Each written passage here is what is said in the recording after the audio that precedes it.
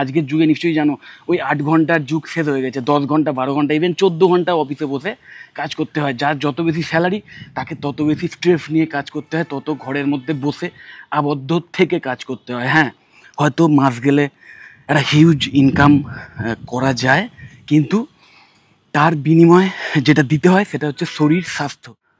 একটা কাজ আছে, এমন এক ধরনের জব রোল আছে, যে জব রোল বা যে প্রফেশনে যদি তুমি আসতে পারো তাহলে একাধারে তোমার এই শারীরিক যে প্রবলেম সেটাও যেমন না হওয়ার চান্সটাই সবচেয়ে বেশি থাকবে। কারণ তোমাকে প্রচুর মুভমেন্ট করতে হবে, বাইরে ঘুরতে হবে, দেশে বিদেশে ঘুরে বেড়াতে হবে, বিভিন্ন জায়গায় দ্রষ্টব্য স্থান সেখানে ঘুরে বেড়াতে হবে, প্লাস প্রচুর মানুষের সঙ্গে কথা বলার সুযোগ পাবে, বলতে হবে তোমার প্রফেশনের খাতিরেই, যেটাও কিন্তু ভীষণভাবে একটা স্ট্রেস, একটা হিউজ ইনকাম, যেটা একটা অবশ্যই একটা মেন ইম্পর্টেন্স যে কোনো চাকরি করার।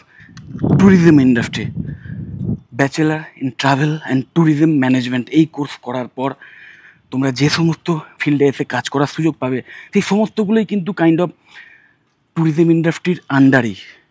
কারণ একটা বিটিটিএম কোর্স করার পর স্টুডেন্টরা এয়ার হোস্টেস হওয়ার সুযোগ পায়, কেবিন ক্রু হওয়ার, অন্তত 3-4টে ফ্লাইটই কিন্তু ভীষণ অ্যাট্রাকটিভ হয় এটার।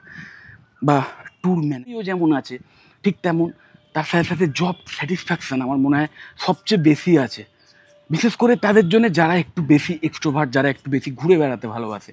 আর্টস, কমার্স, সায়েন্স যে কোনো স্ট্রিম থেকে পড়াশুনো করে ক্লাস 12-এর রেজাল্ট অলরেডি বেরিয়ে গেছে বা এক্সাম দিয়েছো, রেজাল্টের জন্য ওয়েট করছো, তোমরা অবশ্যই এই কোর্সটির দিকে দেখতে পারো। Bachelor in travel and affiliated কিছু সীমিত কলেজেই কিন্তু এই কারিকুলাম বা এই প্রোগ্রাম করানো হয়।